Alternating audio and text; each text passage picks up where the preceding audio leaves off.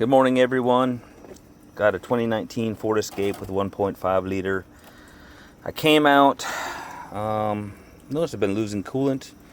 That jug is empty right now. So I did not see any leaks up front. Did notice a small pool underneath the vehicle. Trying to figure out where it's coming from. I know these have internal issues sometimes.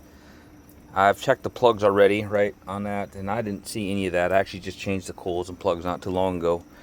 So, but we put a little pressure test to it.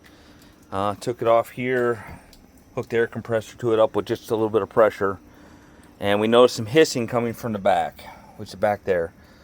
So to get to that, you have to take a bunch of stuff off your air box, charge pipe, all the fittings that go with it. That's part of the air box there. This is part of your, what do they call that, the purge system. And that's the fitting that goes right here. I actually have to replace that too because I got a code for that. So that's in the process. Kind of killing two birds with one stone. One piece of the charge pipe. I actually took off a couple bolts for this hard tube. There's a bolt here. There's a bolt here that you got to take off. These are all this is 10 millimeter. This one's 8 millimeter back here. Oh, this almost went down. And this one's 8 millimeter right here. And that way I had some wiggle room back here. My daughter actually came out and helped me as I put the pressure on it. I read in forums that this little T goes bad sometimes. So it actually wasn't the T, but it was something very close to it. So look, this hose right here, and I know this little fuel line's in the way, but I'll try and get it up there so you guys can see it. Now if you can see the hole in that, right there, right where my pinky's at, right to the left of my pinky. So we got all sorts of coolant coming out of that. And that would explain the leak.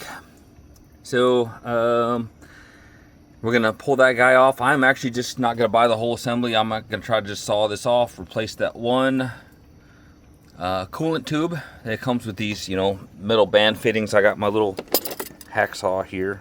I'm just try to saw those bolt off. Put a regular hose back on. It looks like it has a heat shield on it, right? Probably because it undergoes a lot of heat right where it's at, which would also explain why it's got a hole in it now. Anyway, if anybody has a similar issue, before you go deep dive into things, and just so you know, I had a code come up for my heat sensor too. And that's the first telltale sign. I actually did replace the heat sensor right here. Everything, when I filled it back up with fluid, I don't think that was actually the culprit. I think I just had air bubbles in my system because of loss of coolant. But that being said, there's that. There is another sensor on this guy. Back here somewhere. Oh my goodness, if I can find it. I don't think that may be it right there. That's another heat sensor, I think, coming off of it. I haven't pulled that guy yet. I don't know if I will. We'll see. Probably not, though. If it ain't broke, don't fix it. Although it is electronic and a pain to get to. But it only took me about 45 minutes to get all of this apart and get to it. You will need a 7 millimeter, a 10 millimeter, an 8 millimeter, some screwdrivers, that kind of thing. But hope this helps someone. There's my leak. We'll fix it, fill it back up with coolant, we'll pressure test it again. Should be good.